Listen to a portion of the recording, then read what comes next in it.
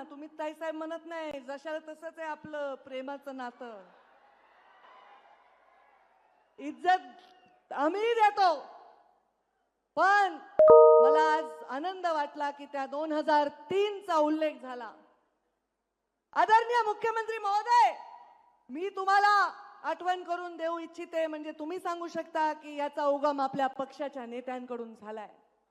या ठिकाणी एक सैनिकी छावणी होण्याची प्रस्ताव जॉर्ज फर्नांडिस मंत्री असताना झाला होता.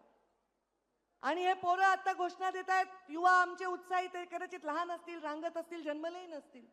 2003 यामध्ये प्रमोद महाजनांना एक पत्र मुंडे साहेबांनी 2003 च्या जानेवारीत दिलं आणि 19 फेब्रुवारी 2003 ला जॉर्ज फर्नांडिसांना पत्र दिलं की हे 40-42 जे गाव आहेत हे माझे गाव आहेत, तिथे राहणारे माणसं माझे जीवाभावाचे, इथे सैनिकी छावण्या करू नका, इथे शेतकरींचा उदरनिर्वाह शेतीवर जातो, या जमिनी बागायती असून इथे पाणी येण्यासाठी इथे एखादी उपसा सिंचन योजना करा. हे 2003 चं त्यांचं पत्र, ज्याचा आवर्जून सुरेश अण्णांनी उल्लेख केला. आपल्या जिल्ह्याच्या शेतकऱ्यासाठी, आपल्या जिल्ह्याच्या तळागाळातल्या माणसासाठी सदैव काम करताना, कुठली भूमिका घेताना कधी मागे पुढे बघायचं नाही. आजच्याही कार्यक्रमात चर्चा होती, पंकजा मुंडे येणार येणार येणार, का नाही येणार बाबा? सुरेशांना, तुम्ही आपल्या जयदत्तचं लग्न केलं तेव्हा मला साडी घेऊन पत्रिका घेऊन आला होतात, तेव्हा मी आले. धाकट्याचं नाव काय? सागरचं करताल, तेव्हा बोलवलं तर येईन बाबा, नाही बोलवलं तर नाही येणार. पण हा कार्यक्रम शासनाचा आहे आणि आज तरी शासन देवेंद्र फडणवीस आणि पंकजा मुंडे मंत्री आहे, राधाकृष्ण वाके पाटील मंत्री आहे, तेव्हा मी आले. तुम्ही घरगुती कार्यक्रमाला बोलवलं तर येईन, पण हा सरकारी कार्यक्रम आहे आणि हा माझ्या शेतकऱ्यांच्या भविष्याचा कार्यक्रम आहे. त्यामुळे इथे कुठे बॅनर मध्ये फोटो आहे का, पत्रिकेत नाव आहे का, माझी खुर्ची कुठे आहे, ह्या कसल्याही गोष्टीत मी पडले नाही.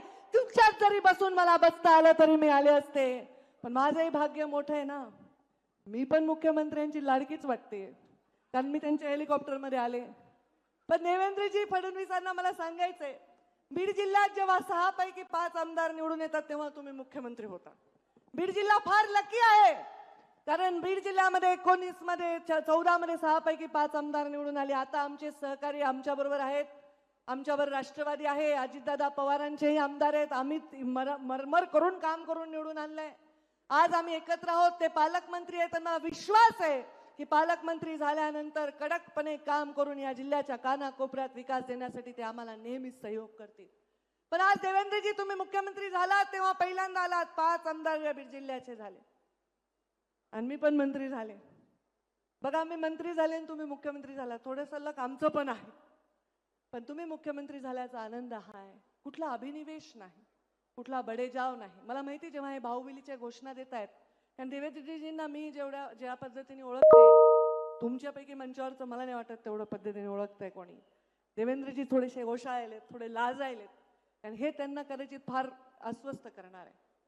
कारण काम करा, कामाने तुम्ही कीर्ती रूपाने उरा, हे संस्कार भारतीय जनता पार्टीचे राष्ट्रीय स्वयंसेवक संघाचे आहेत. आणि त्यामुळे आज त्या संस्कारात वाढलेला एक माणूस या राज्याचा मुख्यमंत्री झालेला आहे आणि माझ्या बीड जिल्ह्यामध्ये आले आहे. त्यामुळे मी येणार म्हणजे येणार. शेतकऱ्याच्या शेतात पाणी जाणार आहे, मी येणार म्हणजे येणार. तुमच्या डोळ्यातलं पाणी पुसायची वेळ आल्यावर कोणताही अभिनिवेश न ठेवता येणार म्हणजे येणार. कामासाठी, या जिल्ह्याच्या विकासासाठी, या जिल्ह्याची कॉलर टाईट करण्यासाठी कोणताही भेदभाव कधी करणार नाही. सुरेश अण्णांनी पण उल्लेख केला, 5 वर्ष मी मंत्री राहिले, पालकमंत्री राहिले, पण एवढा सुईच्या टोकावरची सुद्धा घटना कधी घडू दिली नाही. या जिल्ह्यामध्ये कानाकोपऱ्यामध्ये विकास करताना कधी कुणाचे जात धर्म विचारला नाही. सुरेश अण्णांसाठी देवेंद्रजी फडणवीस उभे राहिले आणि आम्ही रात्रीचा दिवस एक केला आणि तेव्हा त्यांना निवडून आणलं. ते म्हणले ते हरळ उगवली वगैरे, त्यांची भाषा खरंच आहे. काम करणाऱ्या माणसावर हरळ उगवते जर त्याला पद नाही दिलं, आणि त्याला पद देत असताना कधीही कुठल्या गोष्टीचा विचार नाही करणारं काम आम्ही केलेलं आहे. आज या बीड जिल्ह्याचं नाव या देशामध्ये अनेक क्रांतीवीरांमुळे झालं, गोपीनाथ मुंडे, प्रमोद महाजनांमुळे झालं, या जिल्ह्यामधल्या अनेक नेत्यांमुळे झालं. इथे सांगितलं की केशर काकू क्षीरसागर एक महिला असून सतत खासदार राहिल्या, विमलताई पालकमंत्री राहिल्या, प्रीतमताई खासदार राहिल्या.